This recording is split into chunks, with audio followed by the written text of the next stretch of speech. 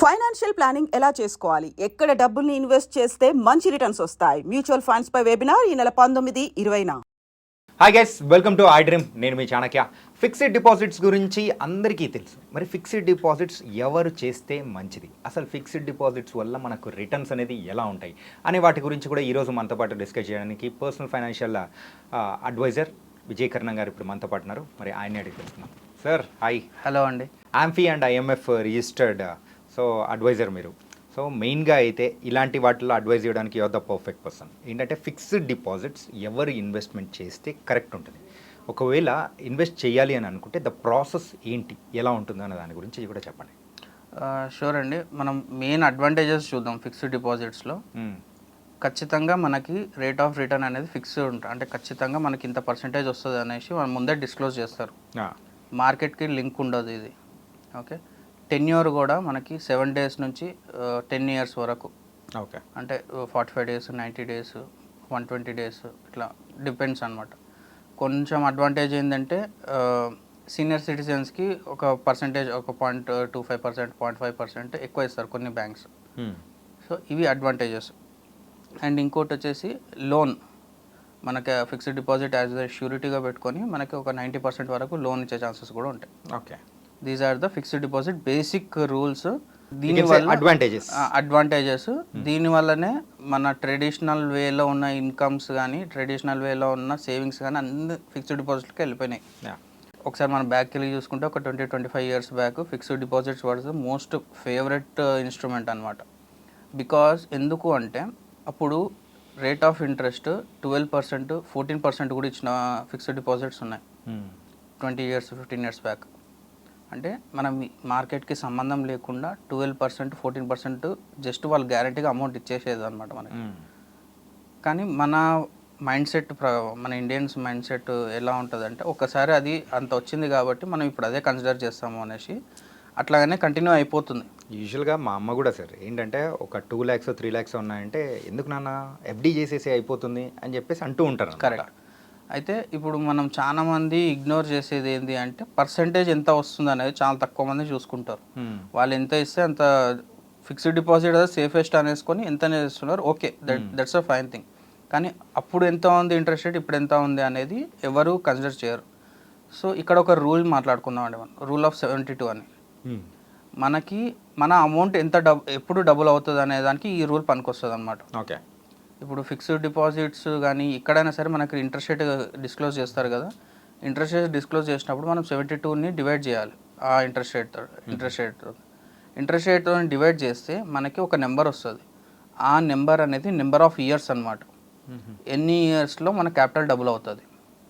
ఇంతకుముందు మీరు ఎగ్జాంపుల్లో ఒక 2 lakhs చెప్పారు కదా. 2 lakhs మీకు ఎన్ని ఇయర్స్లో డబుల్ అవుతుంది అనేసి మనం రూల్ ఆఫ్ 72తో క్యాలిక్యులేట్ చేసుకుంటే మీకు 72/7% వేసుకోవాలి. ఓకే, 7%, 8% వేసుకోవాలి. 10 years, 11 years, 12 years అట్లా వస్తుంది అనమాట. సో మీరు అదే మ్యూచువల్ ఫండ్స్లో మనం రెగ్యులర్గా మాట్లాడే టాపిక్, మ్యూచువల్ ఫండ్స్లో మనం 15%, 20% చేసుకుంటే మీకు 5 years, 4 years, 6 years అలా వస్తుంటాయి. Depends on percentage, depends on years, అది అట్లా వస్తుంది. 4 years నుంచి 6 years వరకు ఉంటుంది. CAGR 15% పెట్టుకుంటే. సో ఇక్కడ రిస్క్ ఉంది అంటే రిస్క్ ఉంది, మ్యూచువల్ ఫండ్స్లో రిస్క్ ఉంది, FDలో రిస్క్ ఉండదు. Safest thing. సో ఇంకా నెక్స్ట్ మనం ఇప్పుడు వచ్చి కొంచెం అంటే కాయిన్కి నెక్స్ట్ సైడ్ చూసుకుంటే ఫస్ట్ థింగ్ మనకు వచ్చేది రేట్ ఆఫ్ ఇంట్రెస్ట్ చాలా తక్కువ ఫిక్స్డ్ డిపాజిట్లు. ఎందుకు తక్కువ, ఇది దేనికి మనం కంపేర్ చేసి చూడాలి అనుకుంటే ఇన్ఫ్లేషన్కి చూసుకోవాలి. ఫస్ట్ థింగ్, ఇమీడియట్ థింగ్, ఏ ఇన్వెస్ట్మెంట్ అయినా ఫస్ట్ ఇన్ఫ్లేషన్కి చూసుకోవాలి. ఓకే, ఇన్ఫ్లేషన్ ఎంత ఉంది, 6%, 7%. మనకు రిటర్న్ ఎంత వస్తుంది, సేమ్ 6%, 7% వస్తుంది. అంటే మనకి ఇంట్రెస్ట్ వస్తుందా, లాస్ అవుతున్నామా? లాంగ్ టర్మ్లో డెఫినెట్గా లాస్ అవుతున్నాం. ఈరోజు ఒక 1 lakh rupees మనం FD చేస్తే నెక్స్ట్ ఇయర్కి 7% వచ్చిందంటే 1,07,000 వచ్చింది అనుకుందాం. మీకు ఇంట్రెస్ట్ పెరిగినట్టు మీకు నెంబర్లో కనిపిస్తుంది, కానీ as a rupee value inflation ప్రకారం మనకు అది డిప్రిషియేట్ అయినట్లు.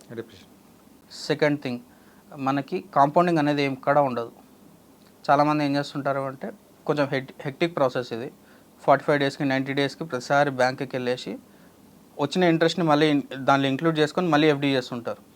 అంటే అమౌంట్ విత్డ్రాల్ చేయకుండా దాని మీద దానికే. ఎగ్జాక్ట్లీ, చాలా మంది ఇలా చేస్తుంటారు. మ్మ్. వాళ్ళు ఏమంటారంటే ఇది ఒక ఆర్డీ లాగా అవుతుంది, ఇది ఒక కాంపౌండింగ్ అవుతుంది ఇక్కడ కూడా, కానీ ఎంత అవుతుంది అనేది ఎవరు చూడరు. మ్మ్. అది ఎంత ఒక 0.5% కూడా కాదు, 0.5 to 1% కూడా కాదు. మ్మ్. ఎందుకంటే మీరు 3 monthsకి 90 daysకి ఎంత పర్సెంట్ జనరేట్ అవుతుంది? చాలా తక్కువ చాలా అవుతుంది. తక్కువ అవుతుంది.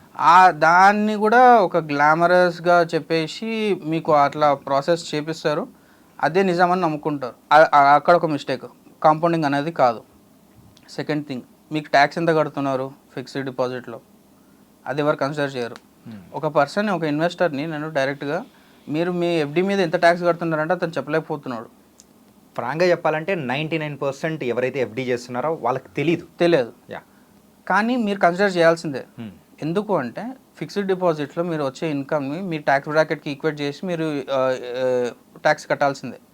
ఇప్పుడు 30% ట్యాక్స్ బ్రాకెట్లు ఉన్నారంటే మీరు ఎంత ప్రాఫిట్స్ ఎర్న్ చేస్తున్నారో 30% మీరు ట్యాక్స్ కట్టాల్సిందే. సో ఈ థింగ్స్ ఎవరు కన్సిడర్ చేయరు, జస్ట్ ఎఫ్డీ చేసుకుంటూ వెళ్ళిపోతుంటారు. లాస్ట్లో తెలుస్తుంది వాళ్ళకి ఓవరాల్గా, అరే నాకు ఈ ఇయర్లో ఇంత ట్యాక్స్ పడింది అనుకుంటా, కానీ దేని వల్ల అంత పడ్డది కూడా ఇన్ డీటెయిల్గా చూడరు, కానీ ఖచ్చితంగా చూడాల్సిందే. ఓకే, అదొకటి. అండ్ మీకు లిక్విడిటీ అనేది ఎక్కడ ఉండదు ఫిక్స్డ్ డిపాజిట్లో. ఇప్పుడు సపోజ్ ఒక పర్సన్ 2 yearsకి చేస్తాడు, లేకపోతే 90 daysకి చేసినా కూడా, చాలా మంది 90 days చేస్తారు కదా, 45 days 90 daysకి 90 days చేసినా కూడా ఇన్ బిట్వీన్ ఏదైనా రిక్వైర్మెంట్ వస్తే మళ్ళీ ఎఫ్డీ బ్రేక్ చేయాలి. ఎఫ్డీ బ్రేక్ చేస్తే ఏమవుతుంది, ఛార్జెస్ పడతాయి. మీకు వచ్చే ఇంట్రెస్ట్కి ఆ ఛార్జెస్కి మళ్ళీ అవసరం లేదు. అంటే అక్కడ నెగిటివ్లోకి వెళ్ళిపోతాం తప్ప ఎగ్జాక్ట్లీ పాజిటివ్ అనేది ఉండదు. అదొకటి. అండ్ నెక్స్ట్ వచ్చేసి దీనిలో టీడీఎస్ ఛార్జెస్ కూడా పడతాయి. సో ఇట్లా అంటే డిసిప్లిన్డ్గా వెళ్తున్న వాళ్ళకి ఇది కొంచెం బెటరే, కాకపోతే ఎంత బెటర్ అనేది కూడా మనం చూసుకోవాలి. ఓకే, నెక్స్ట్ అసలు నిజంగా ఎఫ్డి అసలు నిజంగానే వేస్టా అంటే కాదు. ఎవరెవరికి పనికి వస్తుంది అని కూడా మనం మాట్లాడుకుందాం. ఓకే, ఎవరికి పనికి వస్తుంది అంటే who are above 60, above 65, above 70, అంటే వాళ్ళకి ఈ టెక్నాలజీ రిలేటెడ్ కానీ ఏది అవసరం లేదు, మాకు జస్ట్ అమౌంట్ ఉంటే చాలు, మాకు ఏదైనా ఎమర్జెన్సీలో 1 or 2 yearsలో అవసరం పడుతుంది తీసుకుంటామంటే they can invest in FD, they can take FD for that duration, ఆ డ్యూరేషన్ ప్రకారం.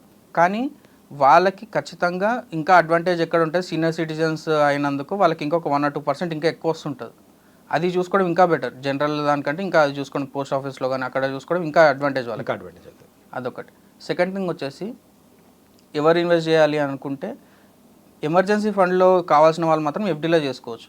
ఇప్పుడు సపోజ్ 6 months ఎక్స్పెన్సెస్ ఉన్నాయి నావి, 6 months ఎక్స్పెన్సెస్ నేను ఎక్కడ పెట్టుకోవాలి, ఎఫ్డీలో పెట్టుకోవచ్చు. ఓకే, మీరు ఇన్ బిట్వీన్లో బ్రేక్ చేసి మీకు ఛార్జెస్ పడతాయంటే పడతాయి, కాకపోతే మీకు ఎఫ్డీ మీకు అలవాటైంది కాబట్టి ఎమర్జెన్సీ ఫండ్ మాత్రమే ఎఫ్డీలో పెట్టుకోండి, వేరే మిగతా ఏదే అవసరం లేదు. ఓకే, లేదు మాకు ఆ ఛార్జెస్ కూడా పడద్దు అనుకుంటే మీరు లో డ్యూరేషన్ మ్యూచువల్ డెట్ ఫండ్స్లో పెట్టుకోండి. లో డ్యూరేషన్ డెట్ ఫండ్స్లో మీకు ఎగ్జిట్ లోడ్ కూడా పడదు. సో ఆఫ్టర్ ఏ వీక్ కొన్ని ఫండ్స్ ఎలా ఉంటాయంటే ఓవర్ నైట్ ఫండ్స్ కూడా ఉంటాయి, వితిన్ 2 days, వితిన్ 3 days కూడా మీరు రిడీమ్ చేసుకోవచ్చు అవసరం ఉంటే. ఓకే, నేను చెప్పే లో డ్యూరేషన్ ఫండ్స్ మీరు ఒక 7 days 15 days తర్వాత కూడా మీరు విత్డ్రాల్ చేసుకోవచ్చు, మీకు ఎగ్జిట్ లోడ్ పడదు. ఇంట్రెస్ట్ రేట్ ఆల్మోస్ట్ సేమ్, ఎఫ్డీకి సేమ్ ఉంటుంది, 1 or 2% ఎక్కువ కూడా ఉంటాయి కొన్ని ఫండ్స్లలో. ఓకే, సో మీకు అక్కడ అడ్వాంటేజ్ వస్తుంటుంది డెట్ ఫండ్స్ వల్ల. అండ్ ఈ ప్రాసెస్లో మనము 25 years 30 years ఉన్న ఫిక్స్డ్ డిపాజిట్ చేస్తున్నారంటే నా సజెషన్ అయితే never go into fixed deposits for that duration, ఆ ఏజ్ గ్రూప్లో ఉన్న వాళ్ళు. ఎందుకంటే మీకు 10-15 years అనేది బఫర్ ఉంది ఇంకా మీ ఏజ్కి 50 years కానీ రిటైర్మెంట్కి కానీ. ఆ టెన్యూర్లో మీరు దీన్ని కాంపౌండ్ చేసుకోవాలి. ఓకే, బిగ్గెస్ట్ ఆపర్చునిటీ కాస్ట్ మీరు అక్కడ పోగొట్టుకుంటున్నట్లు. నేను ఒక ఎగ్జాంపుల్ చెప్తాను లాస్ట్లో. ఎందుకు అంటే మీరు 25 years మీరు అది కాంపౌండింగ్ చేస్తే ఇన్ఫ్లేషన్ బీట్ చేస్తారు, మీ రిక్వైర్మెంట్ ఫుల్ఫిల్ అయిపోతే అన్నీ అయిపోతాయి. మీరు ఫిక్స్డ్ డిపాజిట్ చేస్తే ఏం రాదు. మనకి ఇప్పుడు బ్యాంకింగ్ అప్లికేషన్స్లో కానీ వేరే అప్లికేషన్స్లో కానీ ఈజీగా ఫిక్స్డ్ డిపాజిట్ చేయడం ఈజీ అయిపోయింది.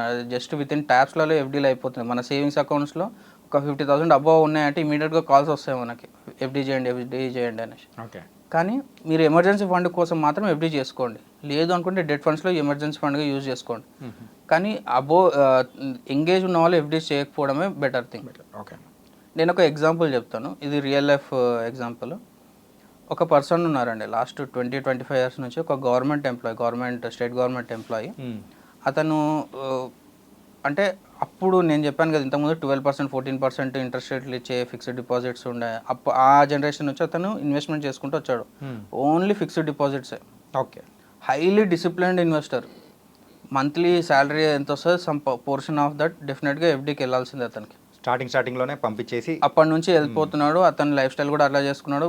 అతని లైఫ్ స్టైల్ కూడా బేర్ మినిమం పెట్టుకున్నాడు. అంటే హైలీ లావిష్ లైఫ్ కాకుండా ఒక మన టైర్ 2 సిటీస్లో ఎలా ఉంటాడో అట్లానే లైఫ్ స్టైల్ మెయింటైన్ చేసుకున్నాడు. Children's are well educated now, everything is good. కానీ ఇప్పుడు అతను మొత్తం అంతా చేసుకున్నాక ఫిక్స్డ్ డిపాజిట్లో ఒక 50 lakhs వరకు జమ చేసుకున్నాడు ఇప్పుడు అతను రిటైర్మెంట్ రిలేటెడ్కి. అంతా బాగానే ఉంది, అంతా ఓకే. కానీ అతనికి ఇప్పుడు డౌట్ వచ్చింది, ఇది ఏ కొత్త కాన్సెప్ట్ ఏంది, మ్యూచువల్ ఫండ్ తెలుసుకుందాం అనేసి మనల్ని అడిగారు అనమాట. సో నేను అన్న అంతా బాగుంది సార్, మీరు డిసిప్లిన్గా ఇన్వెస్ట్ చేస్తారు, ఏ మంత్ మిస్ చేయలేదు, అంత ఫిక్స్డ్ డిపాజిట్ చేసుకుంటూ వెళ్ళారు. 12% 14% ఉన్నప్పటి నుంచి చేసుకుంటూ వచ్చారు, ఇప్పుడు 7% అయ్యింది. ఓకే, ఎవ్రీథింగ్ ఈజ్ గుడ్, అంతా ఓకే. కానీ మీరు ఇదే పోర్షన్లో అట్లీస్ట్ ఒక 10-20% మీరు మ్యూచువల్ ఫండ్స్లో పెట్టింటే ఎలా ఉంటుందో ఒక చిన్న ఎక్సర్సైజ్ చేద్దామా సార్ అనేసి అడిగాను నేను. ఇప్పుడు నేను చెప్తాను ఏంటంటే ద పవర్ ఆఫ్ కాంపౌండింగ్ అనేది కూడా సో పిక్చర్లోకి వస్తుంది. ఎగ్జాక్ట్లీ. సో ప్రీవియస్ వీడియోస్లో మనం మాట్లాడుకున్నట్టు ఎగ్జాక్ట్లీ. సో ఒక 10 lakhs అనుకున్నవాడు డబుల్ అవ్వడానికి ఫస్ట్ ఇంత టైం పడితే ఆఫ్టర్ 5 years ఎలా ఉంటుంది, 10 years తర్వాత అంత డిసిప్లిన్గా ఉన్నారు కాబట్టి ఒక మిరాకిల్ అనేది కూడా చూస్తుంటాం. ఎగ్జాక్ట్లీ. సో నేను చేసిన ఎక్సర్సైజ్ చేసిన ఎక్సెల్లో మొత్తం చూసుకొని అతను ఏ ఇయర్లో ఇంత ఇన్వెస్ట్ చేశాడు అంత క్యాలిక్యులేట్ చేసుకుంటే he would have made around 1 crore today. Okay, అంటే అతను 50 lakhs ఆపర్చునిటీ కాస్ట్ వెళ్ళిపోయింది అనమాట. ఈవెన్ దో అంటే అతను సేఫ్గా సెక్యూర్డ్గా ఫీల్ అయిన ఫిక్స్డ్ డిపాజిట్లో అతను 50 lakhs పోగొట్టుకున్నట్లేదు. సో ఇతను ఒక పోర్షన్ అట్లీస్ట్ మొత్తం కాకపోయినా అట్లీస్ట్ ఒక 50% 25% ఎంఎఫ్స్లో ఇన్వెస్ట్ చేసి ఉంటే చాలామంది ఉన్నారండి. మనం అనుకుంటున్నాము ఆ ఏజ్లో ఆ జనరేషన్లో మ్యూచువల్ ఫండ్స్ ఎవరికి తెలియదు అనేసి.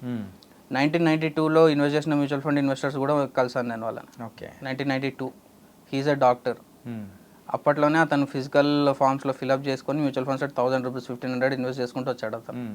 మనం చేయాలి అని చూడాలి, మనకు కావాలని గట్టిగా అనుకుంటే ఖచ్చితంగా కనిపిస్తుంది మనకు ఆపర్చునిటీ ఎలా ఉంటుంది, రిసోర్సెస్ కూడా మనకు అలాగే దొరుకుతాయి. సో అతను ఇప్పుడు ఒక 50 lakhs లాస్ అయ్యారు అంటే అతనికి ఇంతవరకు అతను చాలా ప్రౌడ్గా ఫీల్ అవుతుండే, నేను 50 lakhs సేవింగ్స్ చేశాను నా లైఫ్ టైం మొత్తం. అతనికి ఇప్పుడు ఇది తెలుసుకోవడం వల్ల అరే ఇంకొంచెం అప్పుడే కొంచెం రిస్క్ చేసింటే ఇంకొంచెం అట్లీస్ట్ ఒక 20-25 lakhs అయినా పెరుగుతుండే కదా దీంట్లో, అరౌండ్ 1 crore కాకపోయినా అట్లీస్ట్ 20-25 lakhs అయినా పెరుగుతుండే కదా అని అతను ఇప్పుడు రియలైజ్ అవుతున్నాడు. But it's too late. ఇప్పుడు అతను ఏం చేయలేడు. ఇప్పుడు రిటైర్మెంట్ దగ్గరకు వచ్చినప్పుడు కంప్లీట్గా ఈక్విటీలు పెట్టేసి అంత రిటర్న్స్ తీసుకోవడం అనేది కరెక్ట్ ఆప్షన్ కాదు. సో అతనికి జస్ట్ నార్మల్గా మంత్లీ ఇన్కమ్ ఎట్లా రావాలనేది చూసేసి మేము చెప్పామన్నమాట. సో ఈ మిస్టేక్స్ మన యంగ్ ఇన్వెస్టర్స్ ఎప్పుడు చేయొద్దండి. ఓకే, సో మీరు ఫిక్స్డ్ డిపాజిట్స్ ఓన్లీ ఎమర్జెన్సీ ఫండ్స్కి యూజ్ చేసుకోండి. అట్లీస్ట్ 1 or 2 years ఉంది అంటే కూడా ఫిక్స్డ్ డిపాజిట్ చేసుకోండి, ప్రాబ్లం లేదు. ఎందుకంటే మన పేరెంట్స్ అట్లాగైనా మనకు చెప్పారు 1-2 yearsకి చేసుకున్నా ఓకే. కానీ బియాండ్ 2 years వెళ్తుందంటే definitely don't go with fixed deposits. Okay, మీరు డెట్ ఫండ్స్ యూజ్ చేసుకోండి, ఈక్విటీ ఫండ్స్ యూజ్ చేసుకోండి, హైబ్రిడ్ ఫండ్స్ యూజ్ చేసుకోండి, కానీ ఫిక్స్డ్ డిపాజిట్ మాత్రం వెళ్ళకండి. టైర్ 2 సిటీస్లో ఎవరైతే ఉంటారో అక్కడున్న పేరెంట్స్ కానీ సో ఆ ట్రెడిషనల్కి తగ్గట్టున్న వాళ్ళు అంటే ఫిక్స్డ్ డిపాజిట్స్ కానీ దీనిలోకి ఎక్కువ ఇంట్రెస్ట్ చూపిస్తుంటారు. మ్యూచువల్ ఫండ్స్ వైపు వాళ్ళకంత నాలెడ్జ్ లేదనుకోవాలా, లేకపోతే ఎందుకులే అని వాళ్ళు ఇన్వెస్ట్ చేయట్లేదు అనుకోవచ్చా? అంటే అవేర్నెస్ కొంచెం తక్కువ ఉందండి. Mainly awareness. లాస్ట్ కోవిడ్ తర్వాత కొంచెం మొమెంటం బిల్డ్ అయ్యింది, అందరికీ అసలు ఇది ఒకటి ఆప్షన్ ఉంది అని తెలుస్తుంది. కానీ ఇప్పటికీ ఇన్ డీటెయిల్గా లోపల టెక్నికాలిటీస్ ఏంది, దీని లిమిటేషన్స్ ఏంది అనేది చాలా తక్కువ మందికి అవేర్నెస్ ఉంది. సో వాళ్ళు ఇన్ డీటెయిల్గా రీసెర్చ్ చేస్తే తప్పితే వాళ్ళకి తెలియదు. First thing. Second thing, number of books వచ్చాయి మ్యూచువల్ ఫండ్స్ మీద. తెలుగులో కూడా చాలా బుక్స్ ఉన్నాయి మ్యూచువల్ ఫండ్స్ రిలేటెడ్. ఒకవేళ వాళ్ళకి తెలుగులో కావాలంటే మ్యూచువల్ ఫండ్స్ రిలేటెడ్ బుక్స్ కూడా ఉన్నాయి. ఆ బుక్స్ మీరు ఒకసారి అనాలిసిస్ చేసి చూస్తే మీకు అట్లీస్ట్ అవేర్నెస్ పెరుగుతుంది. మీకు అంత రిస్క్ తీసుకోలేము, మేము మొత్తం మా లైఫ్ సేవింగ్స్ మొత్తం మ్యూచువల్ ఫండ్స్లో పెట్టలేము అనుకుంటే ఒక 50,000 1 lakhతో మీరు అట్లీస్ట్ స్టార్ట్ చేసి చూడండి. మీకు 1 or 2 yearsలో మీకు రిజల్ట్ తెలుస్తుంది. ఆ తర్వాత మీకు కార్పొరేషన్ మూవ్ చేయాలా చేయదనేది ఇట్స్ అప్ టు యూ అనమాట. సో అట్లీస్ట్ తెలుసుకోండి, ఫస్ట్ తెలుసుకోండి. చేయడం చేయకపోవడము, ఇన్వెస్ట్మెంట్ చేయడం, మ్యూచువల్ ఫండ్ అని కాదు, ఏ ఇన్వెస్ట్మెంట్స్ అయినా సరే, మీరు రియల్ ఎస్టేట్ అయినా, గోల్డ్ అయినా సరే, చిట్స్ అయినా సరే, ఏదైనా సరే ఫస్ట్ తెలుసుకోండి, ప్రొసీజర్ తెలుసుకోండి, దానికి బ్యాక్ అండ్ క్యాలిక్యులేషన్స్ ఏందో తెలుసుకోండి. నెంబర్స్ వచ్చి మనకి ఇంట్రెస్ట్ రేట్లు ఏంది, ఇది ఇక్కడ ఇంత ఇంట్రెస్ట్ రేట్ వర్కౌట్ అవుతుంది, ఇక్కడ ఇన్ని ఇయర్స్ పడుతుంది మన అమౌంట్ విత్డ్రాల్ చేసుకోవడానికి, దాంట్లో లిక్విడిటీ ఇష్యూ ఉందా, లేకపోతే ఎంత రిస్క్ ఉంది, ఇవన్నీ కన్సిడర్ చేసుకుని పారామీటర్స్ కన్సిడర్ చేసుకున్నాము అంటే డెఫినెట్గా మీకు జనరల్గా వచ్చే రిటర్న్స్ కంటే చాలా మంచి రిటర్న్స్ వస్తాయి. మీకు లిక్విడిటీ ఇష్యూస్ కూడా ఉండవు ఎక్కడ.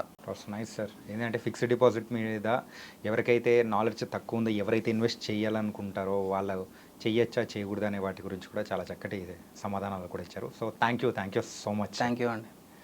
సో గైస్, ఇది వాళ్ళ మన ఫిక్స్డ్ డిపాజిట్ గురించి ఒక ఇంటర్వ్యూ. మరో ఇంటర్వ్యూతో మళ్ళీ కలుద్దాం. అంతవరకు take care. This is your Chanakya.